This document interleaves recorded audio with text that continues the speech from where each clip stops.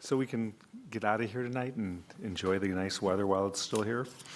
All right, good evening, everybody, and welcome to the Winnetka Village Council study session for March 12th, 2024. I'd like to call the meeting to order. Ask everybody to mute your cell phones, and Rob will do a roll call for attendance. Thank you. Trustee Dahlman. Here. Trustee Albinson. Here. Trustee Dearborn. Here. Trustee Handler. Here. Trustee Orsic. Here. Trustee Apatow. Here. And President Rins. Present.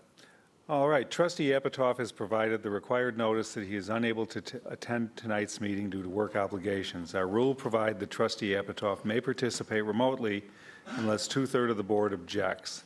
Is there any objection? Hearing none, Trustee Apatow may now participate remotely, fully in the meeting, and the minutes should so reflect. Item 2 is public comment. This is the time of the evening where anybody in the audience may address council on any items that are not on the agenda. So, Ted, you want to share your thoughts with us?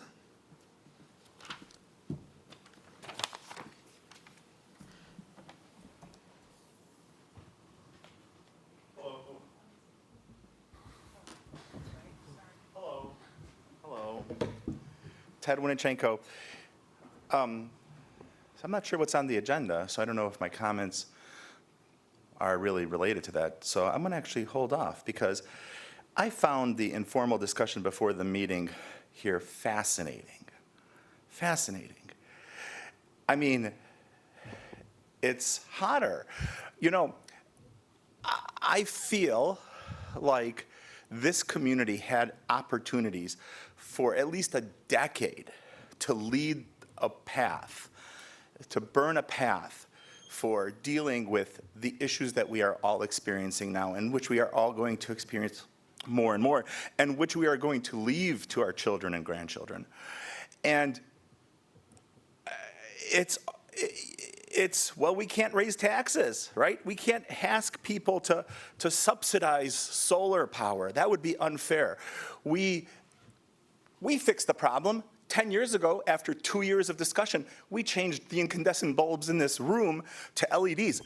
Climate problem solved. Congratulations. Village did a great job. And I was sitting, listening to the discussion about all this and about the surprise about what's happening. And I'm astounded.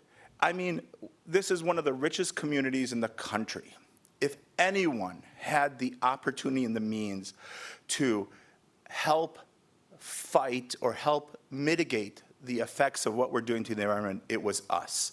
And time after time, all that it comes down to is the bottom line. No, we can't give credits for solar energy production because that is unfair to other people.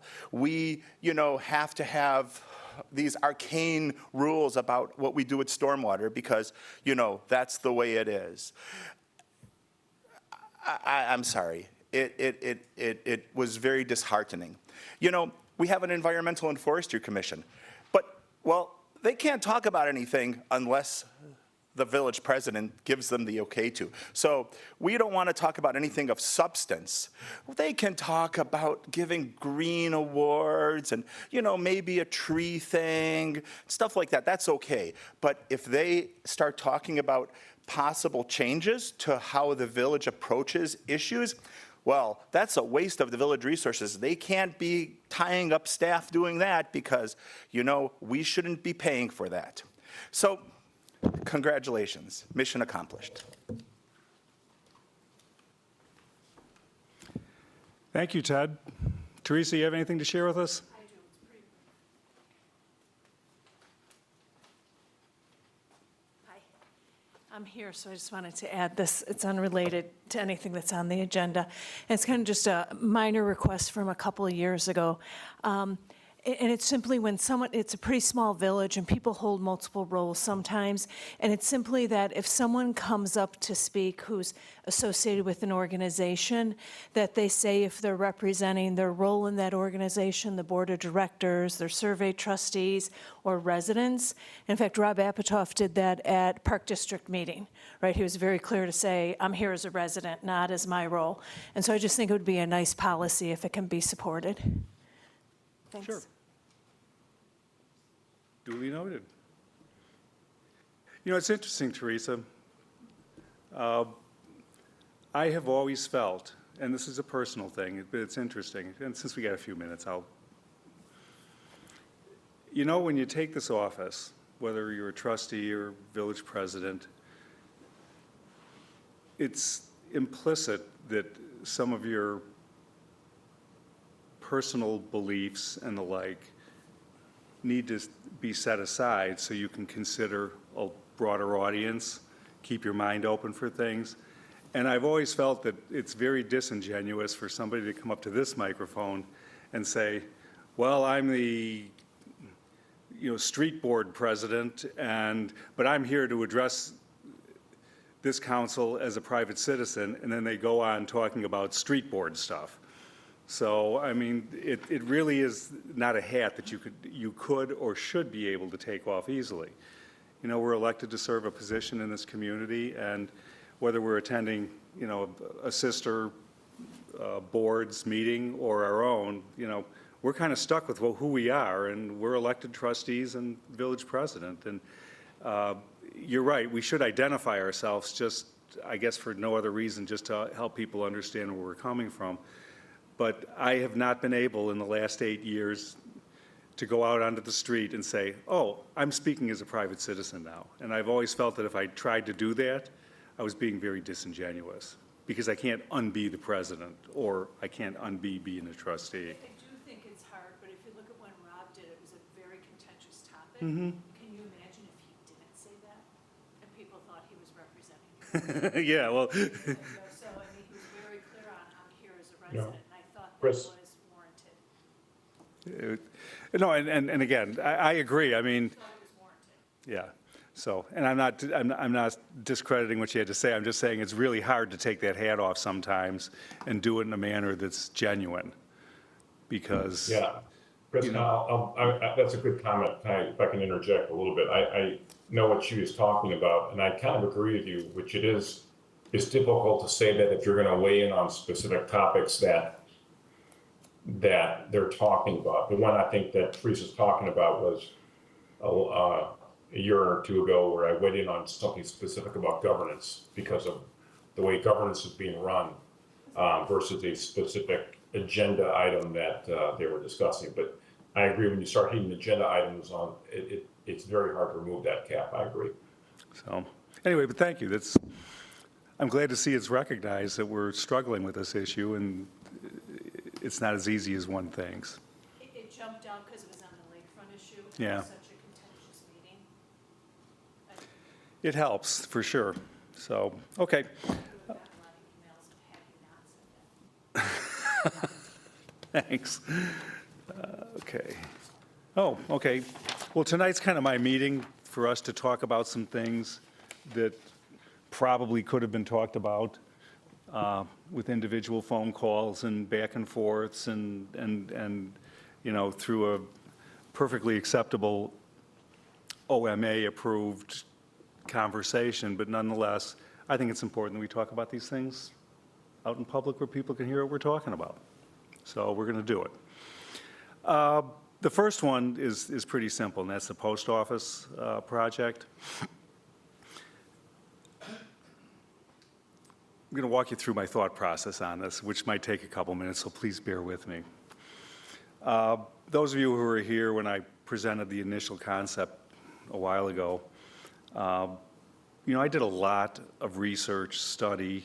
I mean, I read a majority of the 1920, whatever it was, Bennett Plan, and really dug into it and a lot of the side information that came along with it. And two things came to mind. One was just how unbelievably the civic engagement worked back then, that these people were so passionate about everything that was happening in their town. And let's face it, there was a cornfield out there anyway, so, they were working with more of a blank slate. But what occurred to me is they went out and found, at that time, an individual who was, on an international scale, one of the best in the business. And anybody who understands how Burnham worked and who was behind Burnham all the time, I mean, Burnham was the mouthpiece. I mean, he was the guy that was really great at selling all these plans, and he was a reasonably decent planner, but Bennett was the one behind the scenes doing all the work. And that's kind of the interesting thing, is we got the guy who really was the practitioner in all this 100 years ago. And, as time went by, I mean, his name and his work stands the test of time. And so does his affiliation with Burnham. So I started thinking about the post office and how we may potentially approach it, and it occurred to me that, there's two ways we can go. I mean, basically, there's probably 100 different ways we could go, but there's two fundamental paths from where we are today, and I thought I'd just throw it out on the table and see what you guys think.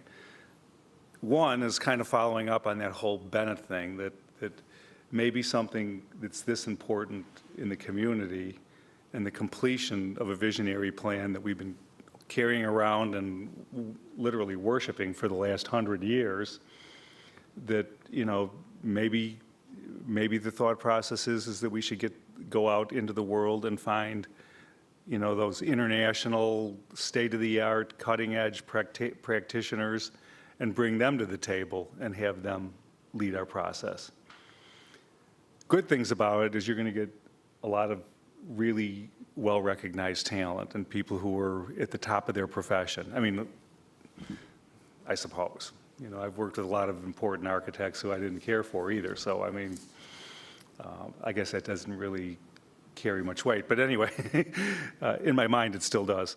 So the idea would be to, in that piece, and the only reason why I bring it up is David mentioned it, and we actually had some conversations with a group here in Chicago who is internationally known and who has a really interesting track record of public projects as well as private, building and development projects. It was Gang Studios, Jeannie Gang. Yeah, amongst 8 gazillion other things, and they have a really they have a really interesting body of work. I mean, offices in Paris and blah, blah, blah, blah, blah. I mean, they're all over the place. And Jeannie is a very engaging person and, would fit well in our community relative to helping move these conversations along to the extent that she would be here, right? I mean, and there's others. I mean, I know of maybe 2 or 3 that are based here in Chicago that are international in scope, that bring that same horsepower and that same vision. It might have some traction, I don't know. But the way that process usually works is when you hire somebody of that stature, you get their work. Period. I mean, you might be able to nudge a little here and nudge a little here, but you get their work. And usually these people make their names and their reputations because they're out there pushing the edge a little bit. They're not doing the safe stuff that's familiar in the neighborhood. I mean, they're doing the stuff that tends to be out there. But again, who knows? Maybe the stuff that Bennett was projecting out here was visionary at the time, and look at it now. It holds up. So that's one way to think about it.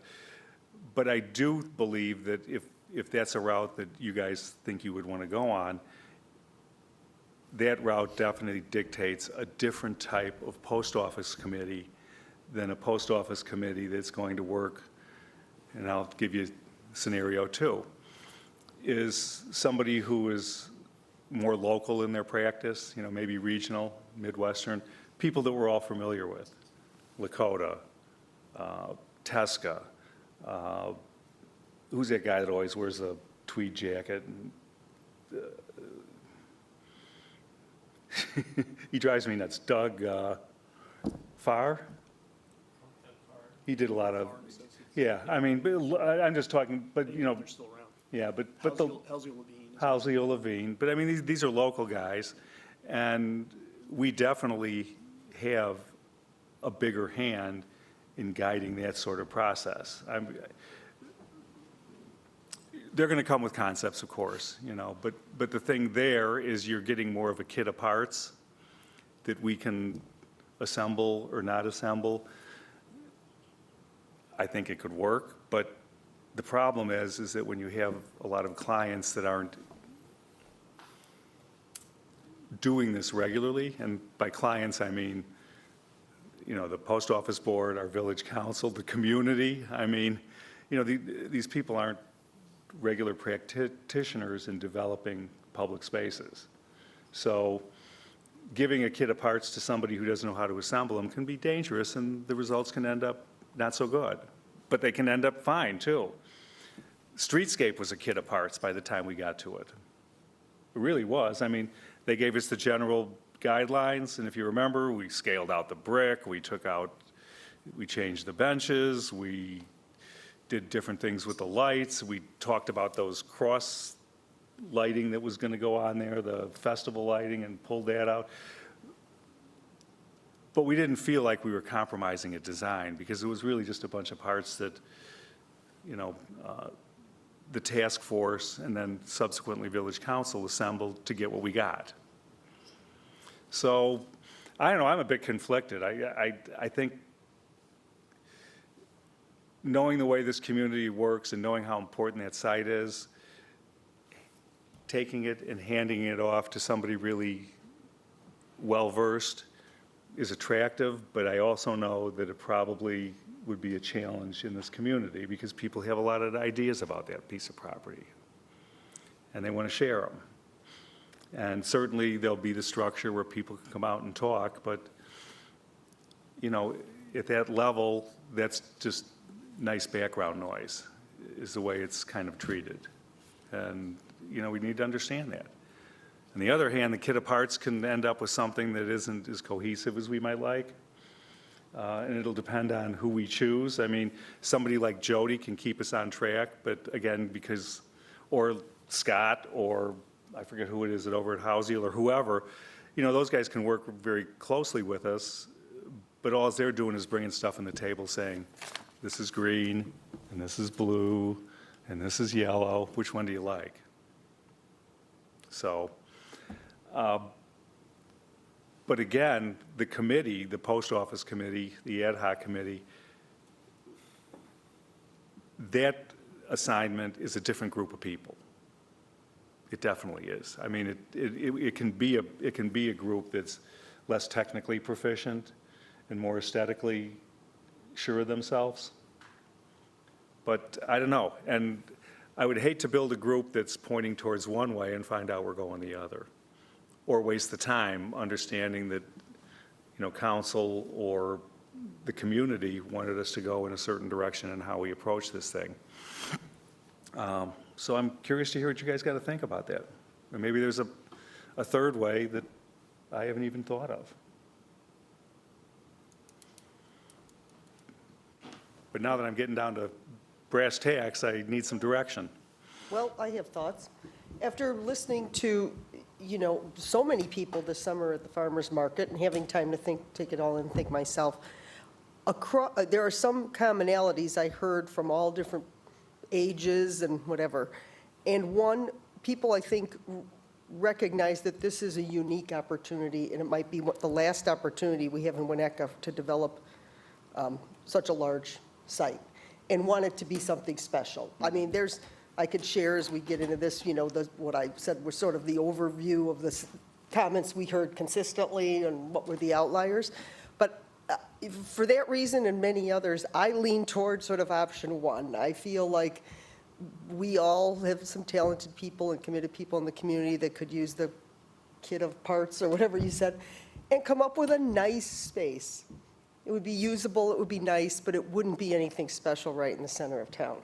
Now, when you say option three, even when we would hire, let's say, a world-renowned architect, I think if we've done the work with the community to know conceptually what we want there and how we want it to function, we're not just saying, here's a big couple acres of land development. And even when someone has a particular style, like uber modern or something, if they're as good of an architect as I would hope they would be, they'd also see the context that they're putting it in. And we probably could end up with something really beautiful and special that would last a long time. So that's my first thoughts based on what I heard. Others? I agree with that. I think people are generally very excited about this idea, and I would hate to just have it be a bunch of pavers and, people that took too much direction, and it ends up just being kind of Nice. basic, and I think it's like the idea of Jeannie Gong, is it Gong or Gang or Gang? It would be neat, I think, to have, it doesn't have to be her, but like you've got the Writers Theater, just to have a person who's got pieces of history all over the city. A new Bennett. Yes. So I like that idea. When you talked about option 2, my thought was like, I don't really want to do that. Like we do have so much involvement in the community, which is awesome, but I think it would be better to have somebody strong who will also keep the high-end vision at the top of mind and not trying to, make something that is going to please every single person. So I like option 1 as well. This is developing into something interesting and not what I expected. What are you thinking, Bob? I like the thoughts. I like the thoughts. I like the guardrails that Kim sort of said. We can have a basic concept, feedback that we've heard. You could have community input. But then I like the idea of someone recognized sort of taking it and doing it right. And, I would think there'd be, if the concept came back something way out of Winnetka-like, we'd have the ability to say no. But I share the thoughts. I think having someone recognized would be good. I have PTSD, though. And it's interesting that I would have expected all of you to jump on the kit of parts, to be honest with you. So, Surprise, surprise. but that's why I asked the question, because I don't know, and I'm not bold enough to think I know what you guys are thinking. But PTSD, an architect who is renowned, worldwide renowned for Beaux-Arts design, comes into our community and designs something that is perfect to the style. I mean, is true to all the underpinnings of what Beaux-Arts is, and he was slaughtered in this room 30 times. I mean, every time the guy showed up, nobody had anything nice to say to him. But there's a perfect example, right, of somebody who had a different vision and who thought that this would fit there. And But I don't know if the owners put, as Bobby's, their guardrails and The guardrails? concept to say to them. I don't know. Okay, whatever you design, we love your stuff, but it has to fit into the community. I don't know if someone said that to him. But there's the PTSD, right? I mean, I think it was the opposite. Yeah, I agree with you, Kim. They didn't put guardrails on there. If you look at what Glencoe did with Jeannie Gang, with the theater, I think, that's something we probably could have had in Winnetka, and there were guardrails put on there from the standpoint of what they were looking for, and I think it is very different, but I think it was universally liked because at least they were starting from a position of what the community stood for and what that facility was supposed to be. So as long as you get the right input up front and they understand the community, I think you're gonna be all right. interesting. I haven't heard from you two yet, so. First, I'm not an architect, for the record, but, so, Look like one. thank you. So, couple thoughts. This actually is a really challenging design assignment. I mean, I'll just like, put it into perspective. You have, it'd be one thing if you were boxed in by some elements that were complementary, but we have 2 asphalt parking lots. There is a nice park behind it, and then we've got a street frontage. It can easily go the wrong way. Like, it is going to be hypersensitive to the outcome, or the design will either succeed or it won't. And I hate to be draconian or dramatic about it, but it needs to be done correctly. And I like the kit of parts analogy you used, Chris, because I think if we do that, my fear is, and my prediction is, that it's going to be something that no one's proud of. And I think the other thing we've got to be concerned about is, because I heard this at the farmer's market from multiple folks, is, well, why do we need another band shell? We already have Hubbard Woods. And I think that's the other threat, is that the kit of parts, it's like, well, we want somewhere where, it can be programmed, used, or whatever. There could be musicians or events. And, on a checklist, I'm like, well, that's Hubbard Woods. And I think when I hear you talk about it, or I hear us sort of, hypothesize on what it can be, it's much bigger than just that. And the threat is that, we see the visioning of when it's used, but the reality is it's going to be, the majority of the time, it will be unprogrammed. And so how do you make this space beautiful and sort of like a visual, something that's of interest and complementary and fits well within the community when it's not being programmed? I think that's the challenge.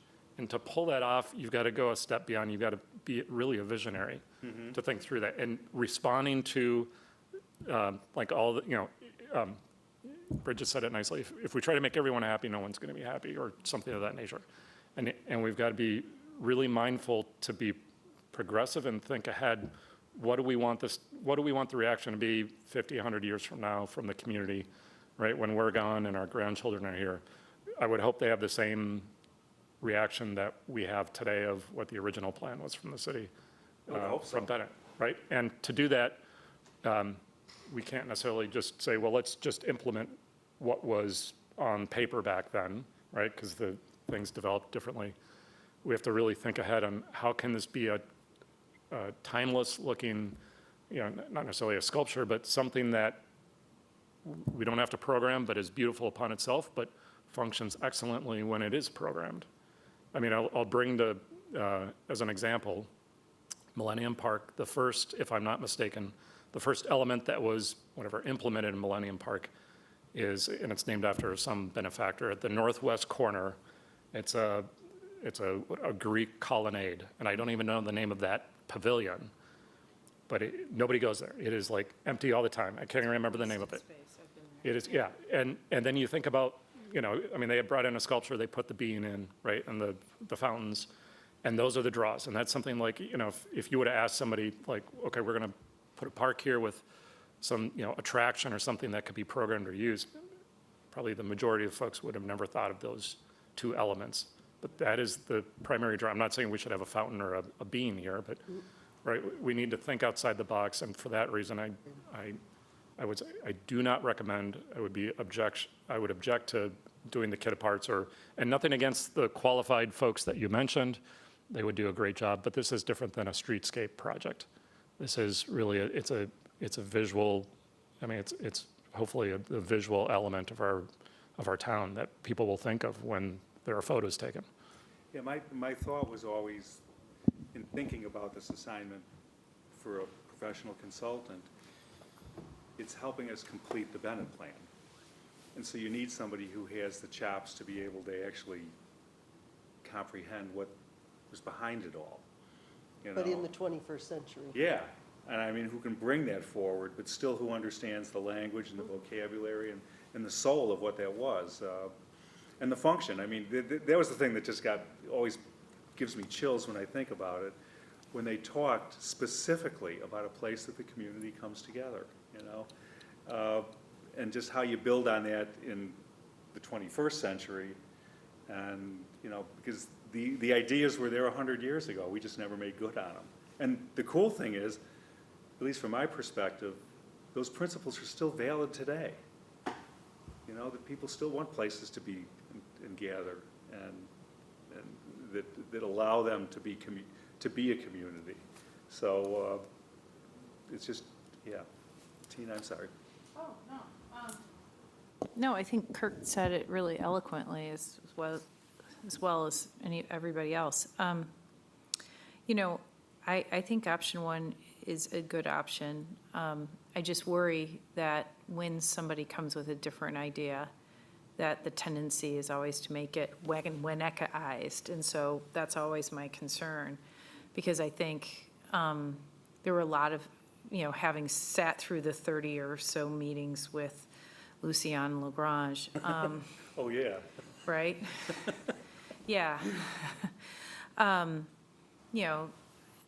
think and maybe I think it's good to get a fresh perspective, somebody who hasn't been here working on streetscape or other things to maybe help challenge us on our thinking of what we think that space will be good for or how it'll function.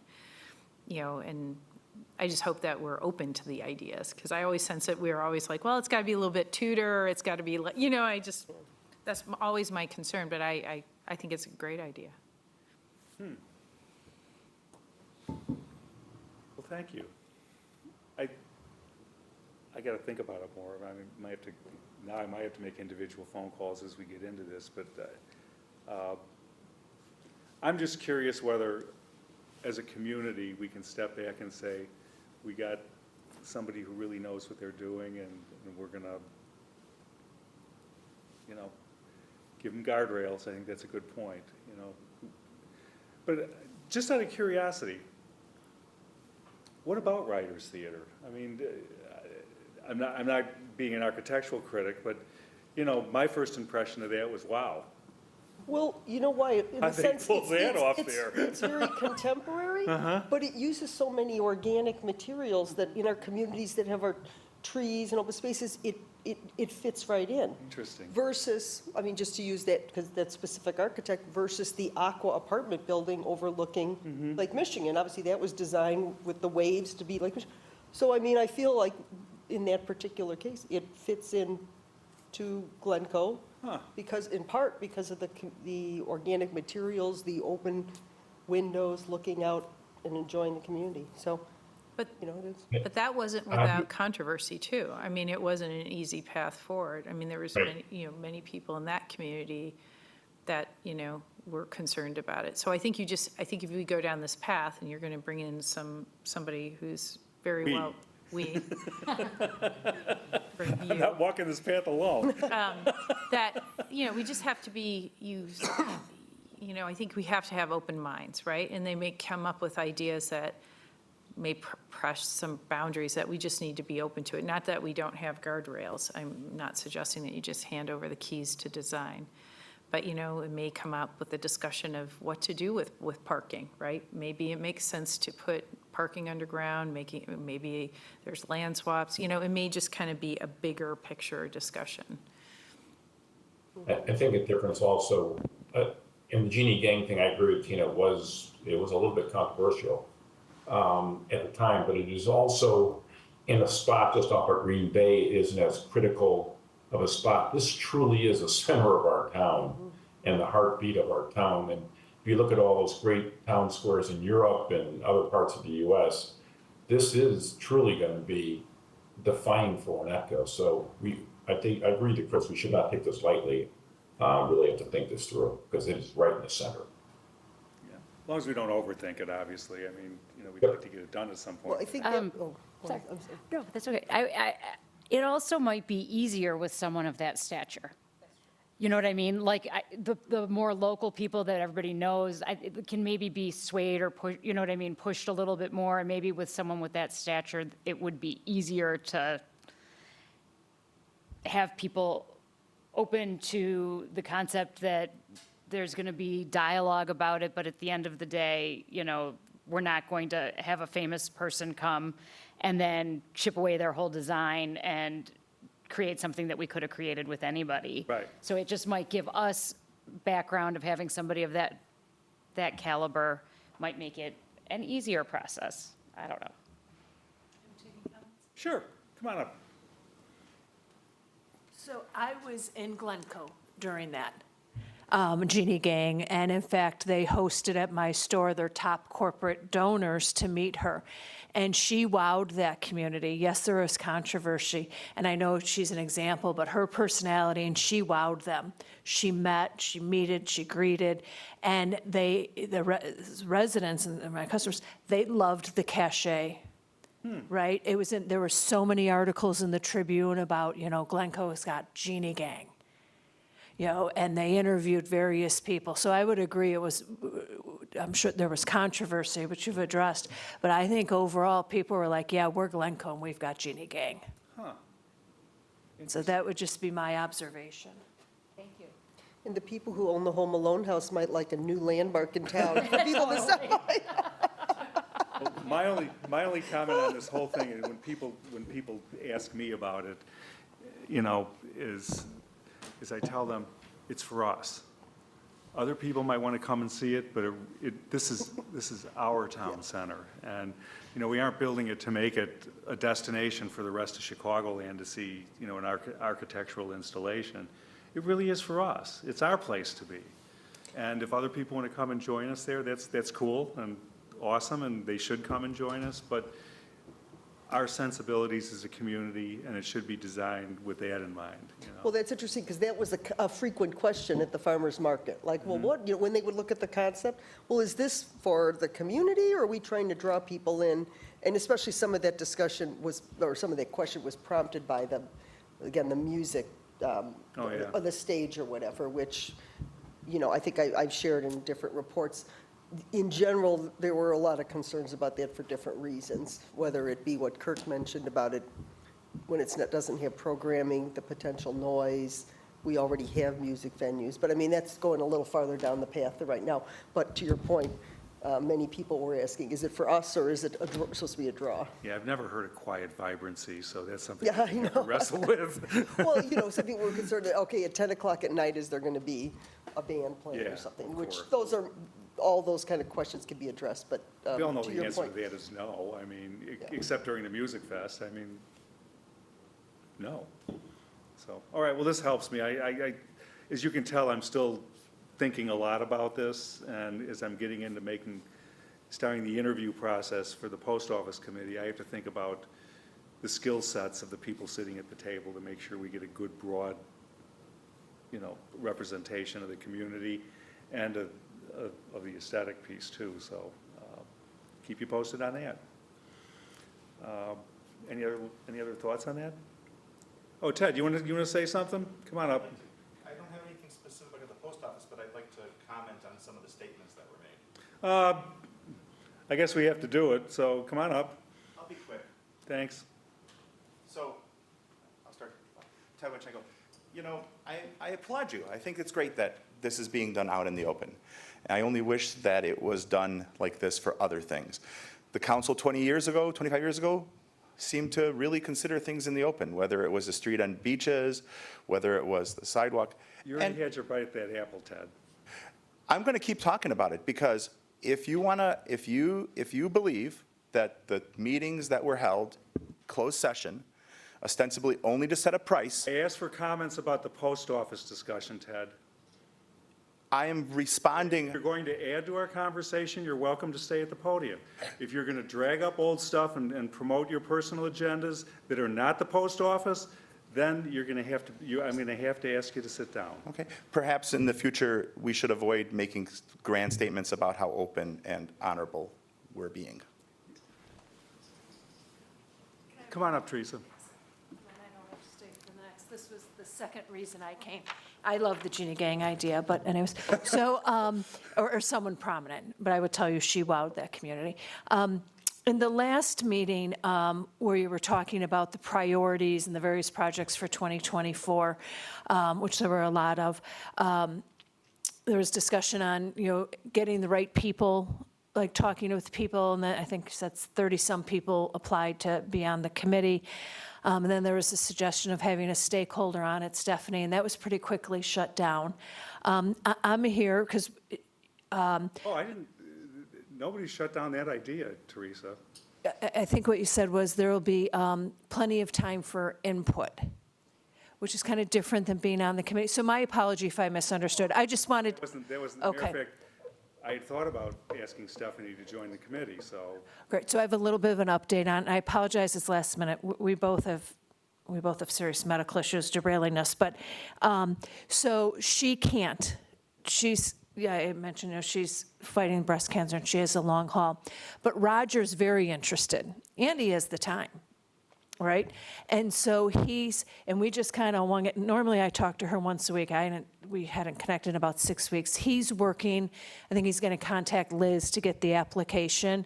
And we would really appreciate if there was serious consideration to having him on there. He's a resident and he's a stakeholder. Sure, Roger's great. So just wanted to update.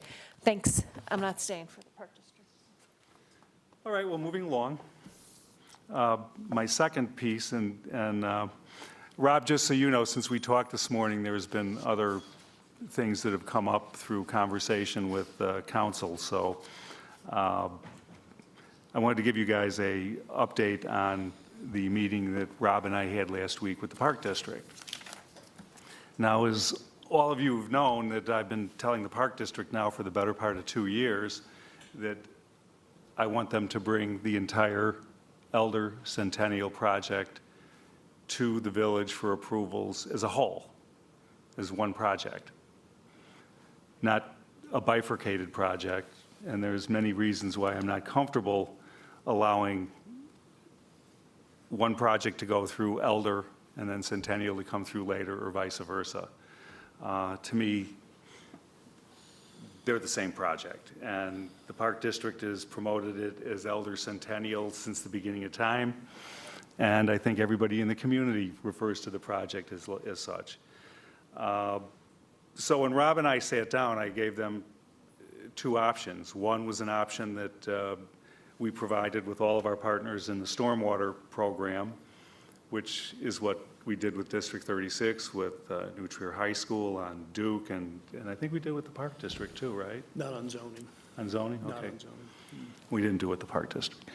Where we wrapped up in the intergovernmental agreement that all of the improvements and the entitlements were wrapped up in the IGA.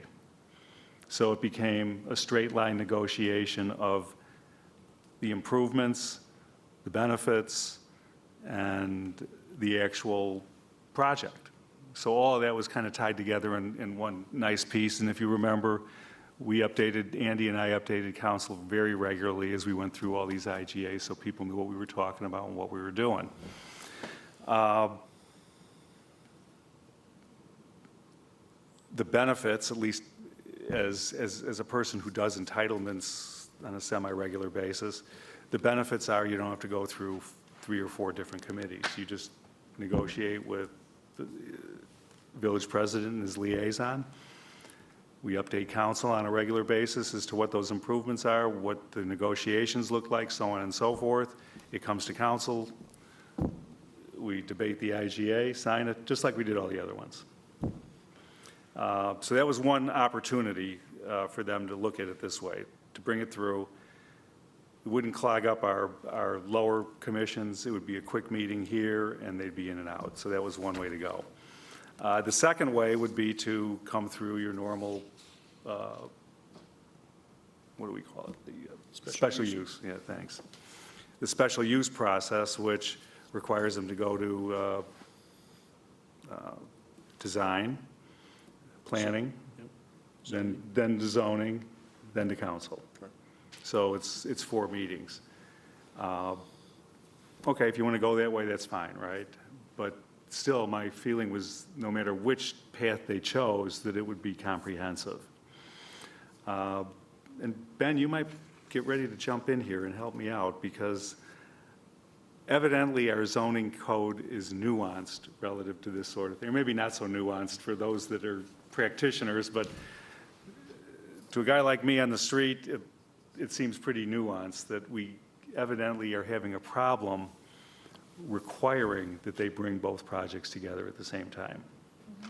And Tina probably knows already too. So Ben, if you want to help us understand what our code says and what options they actually have that I didn't present to them.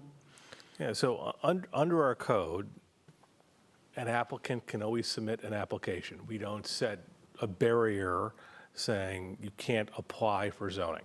And if you meet the standards, and our standards are set forth for special uses, for variations, for planned developments, if you meet our standards, then you are entitled to zoning relief. One of the exceptions to that, it tends to be with more map amendments, which is a separate legislative decision. But if somebody brings an application forward, we can't just say we're not going to process it. That's, would, I think, be a risky proposition. But certainly, they go through the process, and then it's incumbent upon them to meet the standards. And you may find that they don't meet the standards. You may find that they do. That's the whole public hearing process.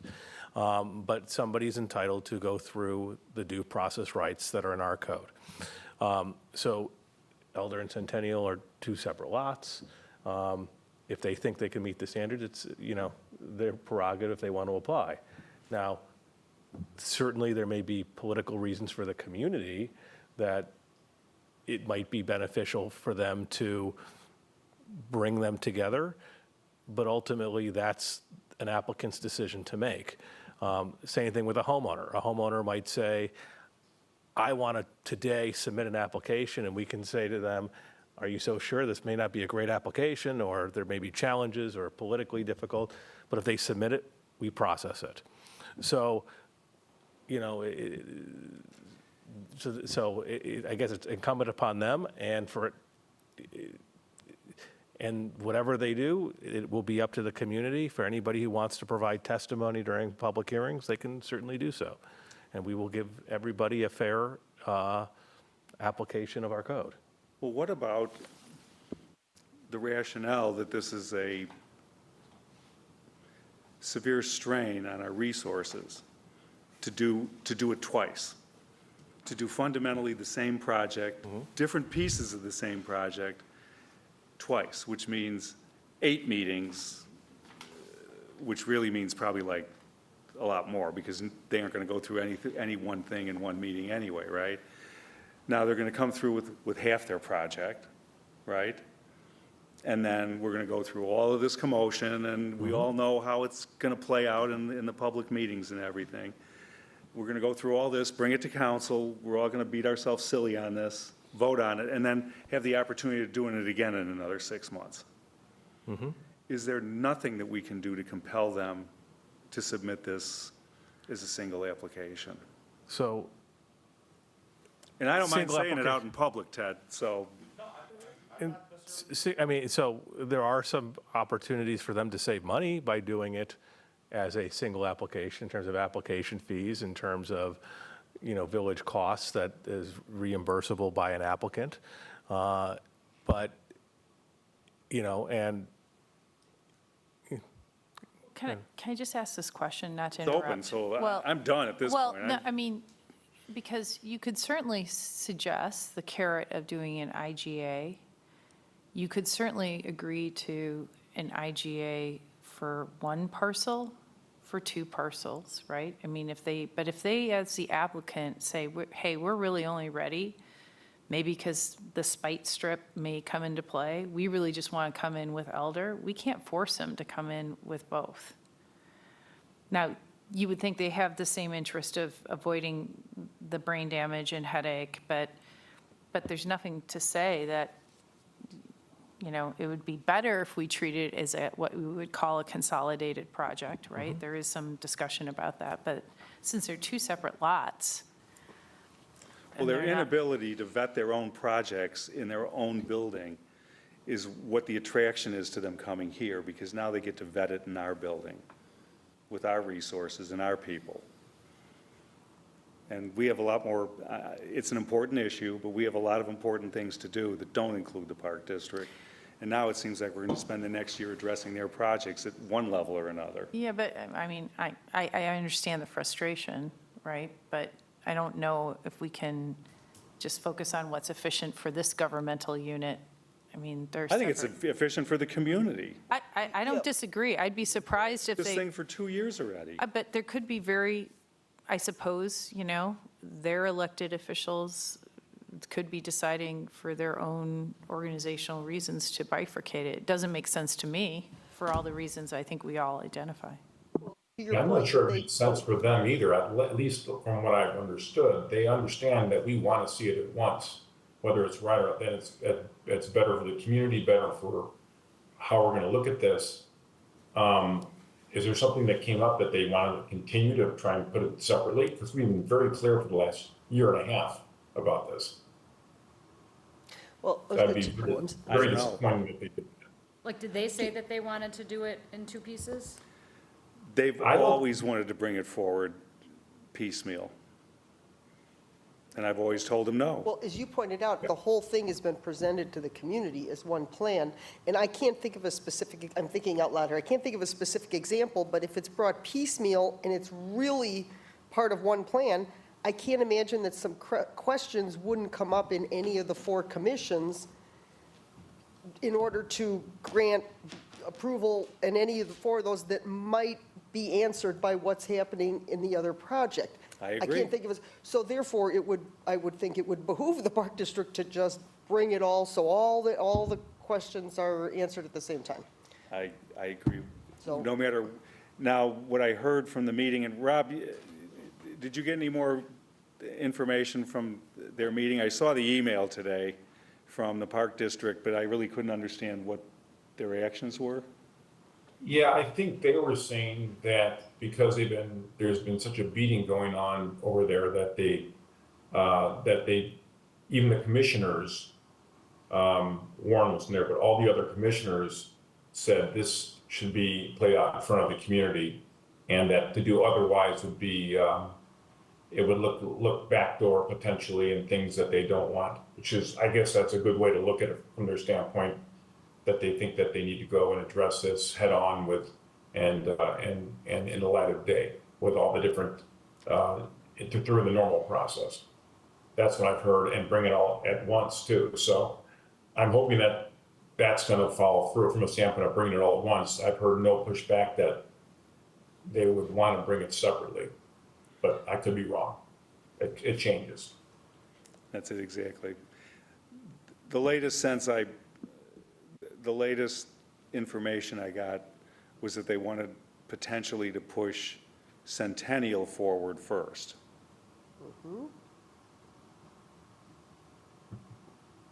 And I don't see the sense of pushing any of it forward until we have an intergovernmental agreement on the stormwater pipe.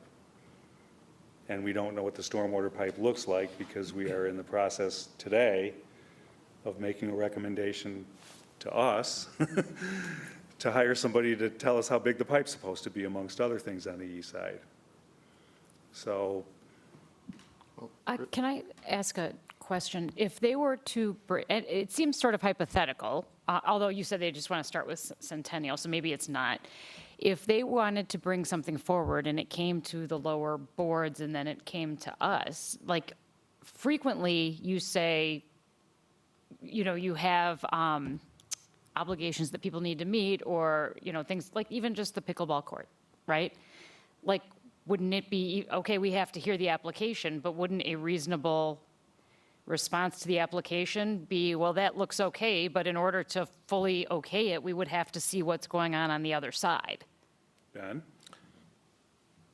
So if you think that to meet their standards, that you need more information, you certainly have the right to ask for it. It is incumbent upon them to meet the standards. And we ask applicants all the time to provide more information when we aren't sure if they do. But people, you know, applicants, no matter who they are, have a right to submit an application and a right to the hearing and the process, you know, and they have to make a determination of whether they think it's the right time and what that may, you know, and if they have enough information to present, you know, and they run, you know, anybody runs the risk if they don't present a good enough application. But somebody has a right to the process. I thought there was issues with safety and welfare of the residents when you're talking about breakwaters and you're trying to understand how it's all going to work together. To me, I thought that was that trumps a lot of different things, Ben, from the standpoint of we can't, it's hard to make decisions on where people are gonna be and dogs are gonna be and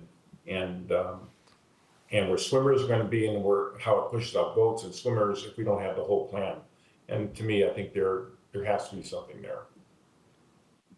Well, Chris, I think you referred to an email from the Park District. Yeah, it was their Came in e-blast, today or yeah. whatever, and I actually looked at it, I printed, Oh, a bunch of this stuff off, including the 37-page Elder Centennial Beach and Bluff improvements. So.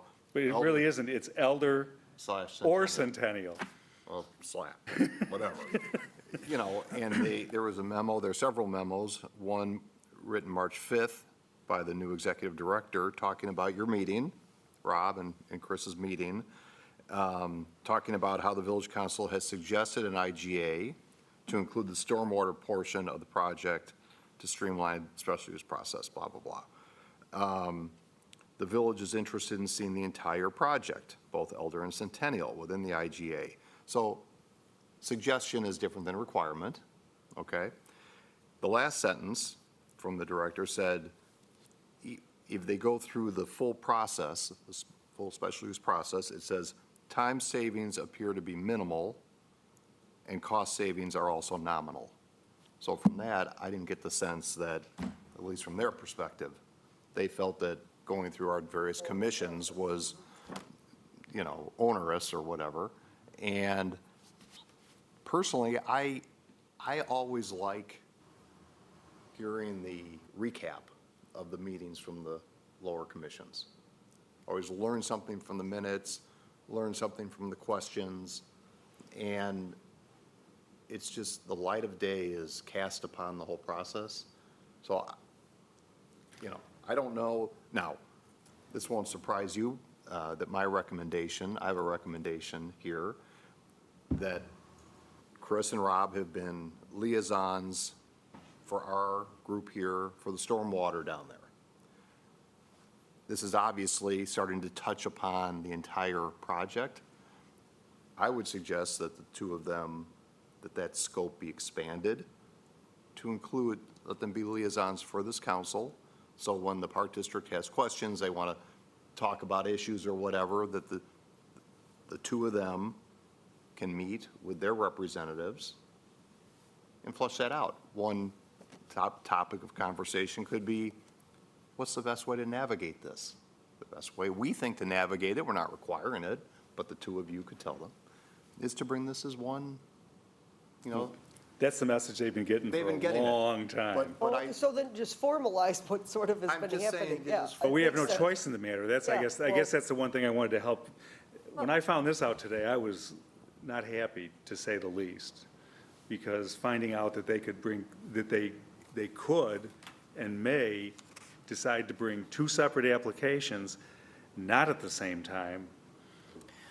well, but you could, can- okay, sorry. Well, sorry, just to play devil's advocate, because if we're saying, like, if I'm just going to put myself in the Park District's Yeah, shoes. I've been trying to do that, and So let's say Fine. you're hearing from the village, hey, wait a second, we got to get our east side stormwater planning going. We don't know what size pipe. That could be 2 years before we get anything going. And we're hearing from a lot of younger constituents that they want to see something happening on the lakefront. stop right there. You can, No, just I let just me want to give you the finish. information. We committed to giving them everything that they needed on the stormwater pipe, size-wise, by June. Oh, okay.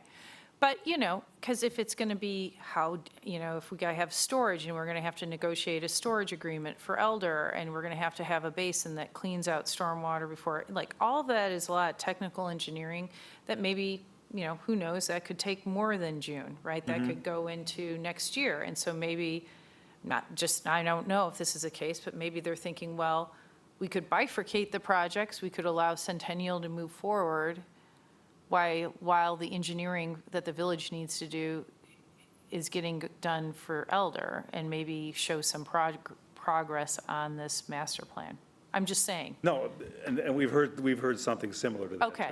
I mean, I'm just thinking that, if I'm not a village trustee, but I'm on the park board, that may not be an unreasonable idea, and then it allows you to catch up on the engineering for Elder. But obviously, if you're looking at efficient use of village resources and processing applications, it would be better for consolidation. But if you're talking about getting the full engineering done for the east side is going to take some time. No, just design the pipe.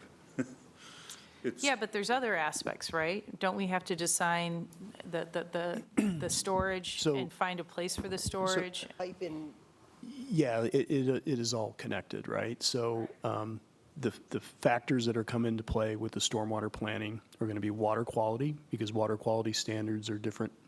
I think we'll approach them differently because it's the lake. And then there's compensatory storage or storage further upstream. Both of those can, whether you do water quality structures closer to the lake or further out, are all going to have an impact on water quality.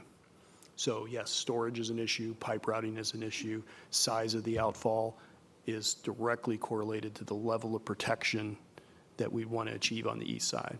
So if we're going to achieve 100-year protection, that's what's deemed to be, if it's deemed that's what we need, it'll correlate to the size of the pipe and the size of the detention. All that comes together. why should we be pressured into breaking off one part of our plan and just working on the pipe if it's part of a bigger stormwater plan? I think it would come together. It wouldn't just be the pipe. It would have to incorporate Okay. those other aspects. Now, what we do have is prior modeling, but it needs to be updated, and it's a new program, so the stormwater bulletins have changed in terms of rainfall data, so all that modeling needs to be redone. And that will determine pipe size, pipe location, storage, water quality. And it's also, Rob, one kind of big plan. The modeling applies to both beaches because they are, when you talk about these as one comprehensive plan, they've been talking about that. Also, there isn't the kind of rush to do this project. It was really about bluff protection was the big goal because the beaches were, the water was high. Well, the water's now down to almost all-time low. It's back down to a real low level. Yeah, right. And it's going to be years before it comes back. So there isn't this massive rush to somehow run this thing through. For the taxpayers' dollars, you want to do this right, and you want to look at it comprehensively. That's just the way it should be. The area that we would anticipate prioritizing is that outfall, because that is the largest watershed of the east side. It actually extends across to the west side of Green Bay Road up into North Shore Country Day. That's the only watershed that traverses Green Bay Road, but it's a fairly large watershed area. But the good news is we do understand volume generally. We understand our system capacity, and we do know what a 100-year event looks like in 2011. So updating it won't be a huge exercise, and certainly outsizing the pipe when you know your volumes is a pretty easy piece of the puzzle. Yeah, you're going to have upstream enhancements and but it's not going to change how much water is coming or how much we need to discharge in a single event, so. The modeling's first. Yeah, definitely. But I just wanted to update you guys. Go ahead, Kirk. Can I ask Ben a question or put you on the spot a little bit? So when, and you don't have to cite it or find it right now, but is the requirement to submit an application only pertaining to contiguous lots, or is it individual pins? And then the second part of the question, just to let you know where I'm going with this, what about for improvements related to that pin or that lot that are off-site, such as what's happening along the lake? So typically somebody could submit an application for a lot, and so if you have a situation like we have here where there's two lots that are not contiguous, they have the right to submit an application for one of them. In terms of off-site improvements, again, I think you have to look back at your standards in your code, section 17.56.120, and it talks about, for example, that the special use will not be substantially injurious to use and enjoyment of other properties in the immediate vicinity. That the establishment of the special use will not impede the normal orderly development and improvement of other property. Adequate measures have been taken for ingress, egress, factors in traffic congestion, adequate parking, adequate utilities, access roads, drainage, and other facilities. So to the extent that information is needed to meet these standards, and these standards may be impacted by you know, the neighboring areas and utilities? Is it, can you look at it? Yes. And then it's a question of, do they submit an application, and the proposal they submit, does it meet the standards in your code? So you may find, you know, and I would, you know, obviously we haven't seen an application. We don't have all the information from them. So you know, I think it's premature for us to make decisions about whether standards are met one way or the other. But it is possible that you may find that you need additional information to ask about or reports to be able to determine whether or not standards are met. But we take the applications as they come in, as they are written by the applicant. I think the challenge, even though the code allows them to separate, the challenge for all the bodies that will review this, and I think Rob Aptoff said it nicely, is like context, right? If we know something else, whatever, 100 feet away is going to be somehow eventually connected, what is the context of what we're seeing in front of us versus what the intent is long-term? Or at least when the other piece comes into play. And I have the same challenge without even thinking about whatever the proposed plan is, looking at Elder without thinking about what, if the long-term plan is to have some sort of connection to Centennial, it's going to really impact my ability to decipher, to think logically about, is this appropriate? And I can only imagine what it's going to do for all the other boards and commissions that are going to be reviewing this. It'd be one thing if it was like, we're going to put whatever breakwaters or whatever they call them on either side of each park, and they're going to be totally separate, never connected. You have to go out onto the street or the sidewalk. Then that's an easier topic to digest and to disseminate, right? It's like they're truly independent. But if the goal is to have some sort of connection, I think it really creates a lot of challenges for the other bodies and boards that are going to review the application. I guess the bad news is we don't have a lot of choice in the matter. I mean, we don't. I mean, the applicant has the right to apply in any way they wish to, and How- we have the obligation to let them do that. How real is it that they're going to go forward with one parcel only? I mean, have they said that?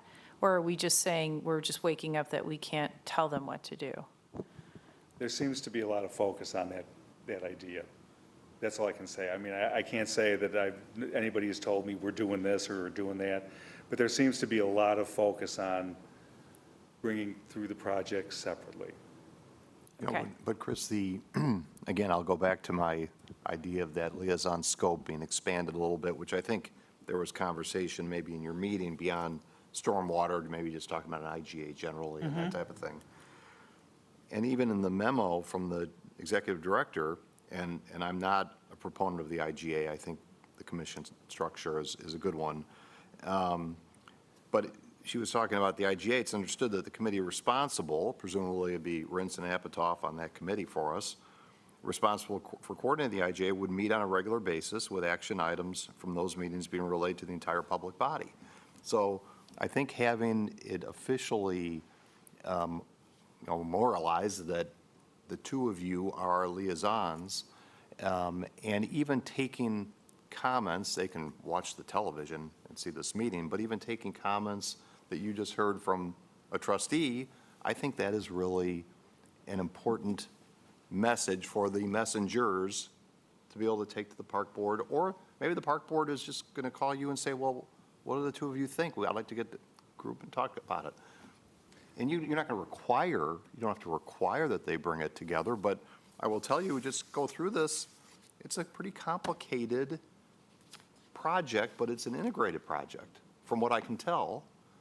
And I just, what I'm a little concerned about this whole process is that we have, it's a project that has a lot of interest. I mean, that has a lot of interest over there in the post office, and this has a lot of interest over on the lakefront. Has a lot of interest. It's complicated. There are a lot of issues, not the least of which are some new ordinances in place. And so, I think that the ability to have, and I would be comfortable with the two of them, but maybe other people would disagree with that, but I'm comfortable with it. And just have you, the two of you, be our sort of back in our liaison, our eyes and ears, and their eyes and ears to the village council. I think we should formalize that. I agree. Ben, do we have to do something formal to have that process that's already, it seems No. like it's already. Well, it's, worked. I think the scope So has we- been so- stormwater. Yes, It's- but I mean, yeah. so to expand it, like Bob's talking, we can just say, yes, that's what they're going to do. That's fine, what Bob. they're gonna put. The Yeah, I mean, problem you is. can that- express a consensus. I mean, we're not taking any final action, there's no Yeah, vote. I mean, no, and But you can certainly have a we consensus. can expand that. I mean, I can't remember how formal the establishment of that liaison was anyway. Was, Those are just council assignments. Yeah. That you agree upon at the beginning of the wh- term. wh- which is fine, Bob. The only issue is that if they decide to bring this through special use, then I don't want to usurp the board's review and authority by being constantly in the conversation, you know? But, I mean, at least my style has always been, I'm hands off those meetings until it gets here. And, This is sort of the ramp up and then Yeah. takes Okay. the normal process. Well, well, that would make sense then. Yeah, and quite honestly, who knows, zoning commission might be interested in the liaison feedback, as they're being educated on this. I mean, I don't know if you want the village president addressing the zoning board on an application. How about it, Ben? I'm not asking you to go to the meeting, but there can be conversations, Ben. mean, No, I agree. It's gotta be, for the zoning board and the design review, it's a very complex situation, and I think they may need to be briefed by, and maybe I'm wrong, but they may need to be briefed by council, because it's complex for even us to deal with it, and we deal with it a lot. I guess I had a question also for Ben, as I was looking at this, Ben, on the lots, when we were talking about zoning, Centennial and Elder aren't like normal lots. I mean, they are connected to the lake, and so, and the lake is one entity, so I'm just not sure how that applies, or how you can look at it separately, like a regular zoning parcel. Well, they're still under our code, they're zoning lots. Elder is one, Centennial is the other. So Separate addresses. separate addresses, but they're separate zoning lots, they're just subdivided, so they're separate from our code perspective. Again, without knowing the application, I can't opine, on whether they meet standards. But some of what you're looking at is, may be dependent upon the application. So for example, if they're going to suggest that they want to make changes and they're, because it's Centennial, because changes are coming at Elder, and they're proposing something that says, we want you to adopt in one park something because of the other park. One thing I think that's fair to consider is, well, will that ever happen? Because there's no guarantee that the improvements are made to Elder after the fact, or when those may come forward. So they might be able to make improvements to Centennial, and nothing comes to fruition at all regarding Elder. So I think, again, it depends what they're going to say, how they're going to say it. You have the ability to put on conditions, and you weigh the application based on the standards. And you might find that, it's an easier decision if they both come forward together, but we'll have to see how it plays out. Okay, Yeah. so just want to keep you guys in the loop. It's changing over there the feedback I got from the meeting the other night was that one thing I will say is wrong in her memo is it is much more time efficient to follow an IGA, much more time efficient. I mean, by a huge factor, huge. So,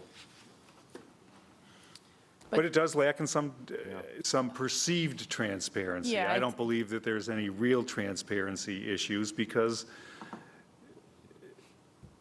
just to be clear, they say, if an IGA is not agreed upon, the Park District would be required to go through the standard permitting process through the village boards and commissions. Time savings appear to be minimal, and cost savings are also nominal. yeah, she's definitely wrong about Okay. that. And there was no, Rob, do you recall any conversation about time savings or money at that meeting? If anything, I thought we explained to them that coming through at one time together would be more cost efficient. I think we did say that, but I think that with the commissioners, at least from what I saw, it was also reported in the Tribune today, were all very clear that they thought to go through the light of, the light through the regular process. And because they've had so much concern about the way it's been run there before. That's fine. So Yeah, I that kind understand that. of that kind of trumped the speed and the potential savings.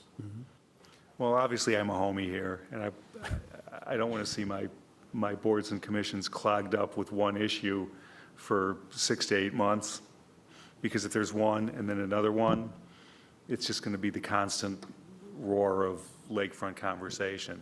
The same conversation twice, which just absolutely drives me crazy. But Yeah. if that's what they're, But we've gone through that with Winnetka 3 times. I mean, it's like we don't get, There is no norm. well, I mean, we just don't get to decide that. I mean, it's just part of, we're here to take in the applications as they come in, right? you can't pick your parents and you can't pick your applicant. Nope. But Chris, we talked to them, and if you those of us, and all of us have seen elements of this whole plan, it is very difficult to make a decision like this without the entire plan, because we know so many elements are dependent upon each other on this plan. So, Well, let's see where it That's it. goes. I mean, go ahead, Rob. Yeah, just one, while we're talking about this issue, assuming that they're going to either go through the special use process with one application or potentially 2, we will still need, at some point, an intergovernmental agreement on the stormwater issue Right. at Elder. So there will be an IGA. It'll be just very focused on The that, stormwater. the outfall, where it goes, the size, easements, all those things. So I just want to make sure there will be an IGA. Okay, thank you. It'll probably look more like the one for Crow Island, going across the field, yeah, which is real simple, so. Well, certainly more to come on that, so. Ted, you want to share any thoughts on that while you're out there? Yeah, I do actually. Sure. Didn't know what you were going to talk about today. Not exactly what I expected, but that's okay. It was posted, right? It is, yeah. So hi, Ted Winchell. Before I start, I'm confused by when you called out and said, to me, that you're willing to say that. I don't know if I necessarily, earlier in the meeting, you said, and I'm not afraid to say that, Ted, you were talking about. Talking about transparency and making sure that we're being very transparent, that's all. Oh, I didn't quite catch That's the okay. reference. So anyway, so yeah, I mean, I guess I was I didn't know what this discussion was going to be about. I do think, and this is just thoughts off the top of my head, I feel like, there is a huge elephant in the room that we seem to have put aside, which I think is coloring everything that is happening. And unfortunately for the Park District, right, they had worked out an agreement, if you want to call it that, which came to light before it was finalized and is still not dead. And so there's concerns about what would happen if that agreement goes through to the Centennial Beach. The council then stepped in and passed an ordinance about what could be done with land that is transferred to a private entity and what they could do with it after the transfer. And so now there's a private entity that has donated money to the Park District for specific aspects of a plan, which they, for whatever reason, want.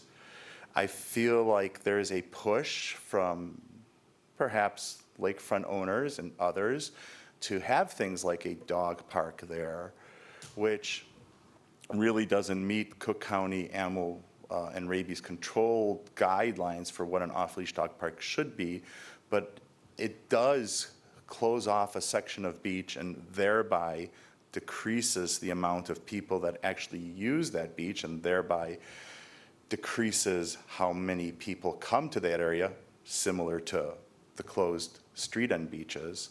And I also know that the Park District has discussed the fact that they felt, and I don't know if this is true or not because I don't attend every meeting, but that several years ago, their village had agreed already to a stormwater plan at the Elder Beach to replace the current structure that's there. And then that agreement was withdrawn. And so now feel like they don't know how to approach this with the Corps and the IDNR because they don't have a firm idea of how that pipe is going to be there and, you know, how they should file these things. And they do feel, and I think there's some rightly so, concerns that these beaches have been closed for a really long time. And I mean, this is a huge mess. It's a huge mess on multiple levels, not just at the Park District, but I would say at this council. I mean, I feel the council could have also been more proactive a year and a half ago about some of these things. But I do think that it would be good that they move forward. I don't necessarily, I've told them this, I don't necessarily agree with their plan. I don't necessarily agree if it's right. But I do think it's important that some motion be made forward. And I do encourage the village and the Park District to work together as much as that's possible.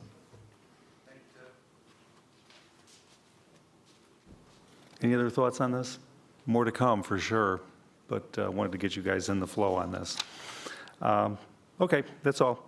May I have a motion to adjourn? Second. All those in favor? Aye. Opposed? We stand adjourned.